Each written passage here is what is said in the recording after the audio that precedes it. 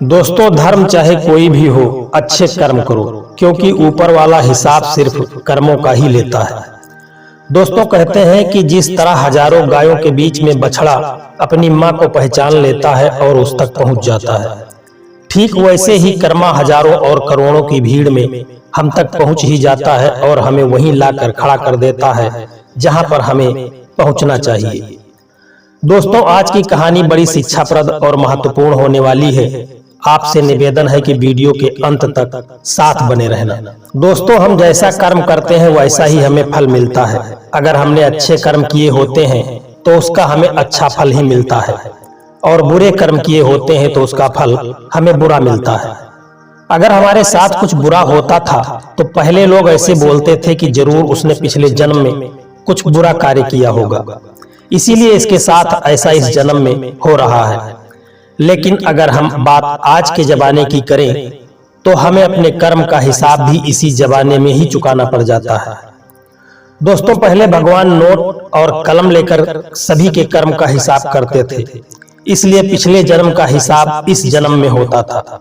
लेकिन आज का जमाना एडवांस हो चुका है और आज इंटरनेट का जमाना है, इसलिए भगवान भी लैपटॉप लेकर बैठते हैं और सभी के कर्म का हिसाब इसी जन्म में होता है। दोस्तों, ये कहानी भी कर्म के बारे में है। हमारा जैसा कर्म वैसा ही फल हमें मिलता है। दोस्तों, एक छोटे से गांव में एक लड़का रहता था। वो लड़का बहुत ज्यादा गरीब परिवार से था। वो अपनी स्कूल की पढ़ाई भी करता था और स्कूल के बाद लोगों के घर घर जाकर सामान बेचने का काम करता था। इस तरह घर घर जाकर सामान बेचकर उसे जो भी पैसा मिलता था उसी से वो अपनी स्कूल की फीस भरता था। ये लड़का हर रोज की तरह एक दिन स्कूल के बाद दोपहर को सामान बेचने के लिए निकला था। उसे बहुत जोर की भूख लगी थी। उसने ये तय किया था कि अब जो भी घर पे जाऊंगा और सामान बेचूंगा, उस घर से पैसे नहीं, खाना मांग लूंगा।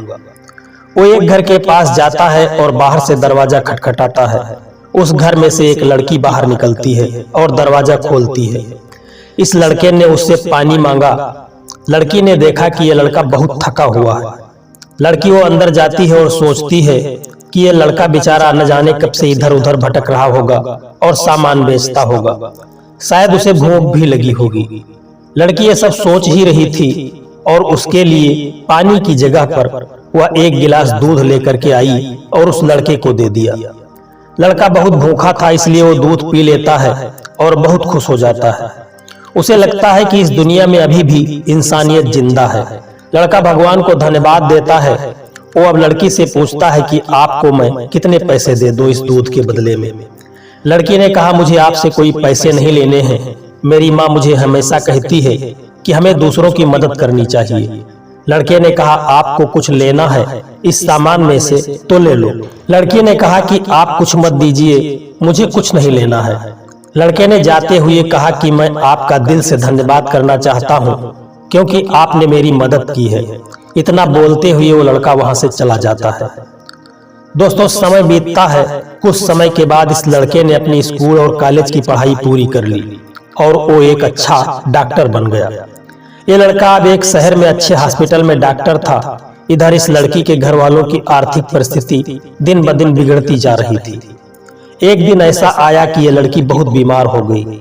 लड़की को उसके घर वाले उसी हॉस्पिटल में ले जाते हैं जिस हॉस्पिटल में लड़का डॉक्टर था।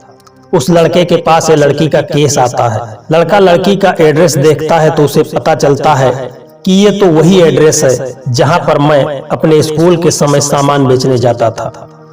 लड़के को अब उस लड़की को देखकर याद आ जाता है कि ये तो वही लड़की है जिसने मुझे मदद की थी। जब मैं भूखा था तब उसने मुझे दूध पीने के लिए दिया था। लड़का उस लड़की का इलाज बहुत ही अच्छी तरीके से करता है और अपनी टीम को भी इसके इलाज में कोई कमी नहीं रहनी चाहिए ऐसे बोलता है। वो लड़की ठीक हो जाती है। अब बारी थी लड़की की हॉस्पिटल का बिल देने की। वो मन ही मन बोल रही थी कि पता नहीं कितना बिल होगा। वो बहुत चिंतित थी क्योंकि उसके घर वालों की आर्थिक परिस्थिति इतनी अच्छी नहीं थी कि वो लोग ये इलाज का बिल दे पाए। लड़की ने जैसे ही बिल का लिफाफा हाथ में लिया वैसे ही उसने देखा कि उसमें उसका जो भी इलाज हुआ था वो सब लिखा था। और साथ में एक छोटी सी पर्ची भी थी। उस पर्ची में लिखा था कि आपने इलाज का बिल बहुत सालों पहले एक गिलास दूध से अदा कर दिया था। डॉक्टर तभी वहां पर पहुंच जाते हैं और ये लड़की उनको पहचान लेती है और उनसे कहती है कि आपका बहुत बहुत धन्यवाद। दोस्तों, अगर आप कुछ अच्छा करते हैं तो अच्छाई आपके पास घूमकर जरूर आएगी। हमें अक्सर हमारे कर्म के हिसाब से ही फल मिलते हैं। जैसा हमारा कर्म होता है वैसा ही हमें कर्म का फल भी मिलता है। इसीलिए कहते हैं कि धर्म चाहे कोई भी हो, कर्म अच्छे करो और इंसान बनो, क्योंकि ऊपर वाला हिसाब किताब सिर्फ कर्मों का करता है। क्योंकि इंसान के कर्म ही इंसान को महान बना देते हैं और उसके कर्म ही उसे शैतान भी बना देते हैं और उसके कर्म ही इंसान को भगवान के समतुल्य भी बना देते हैं। महानता व्यक्ति की नहीं होती, व्यक्ति के कर्मों की होती है। दोस्तों, एक छोटी सी कहानी थी। आपको यह कहानी कैसी लगी है कमेंट करके जरूर बताना।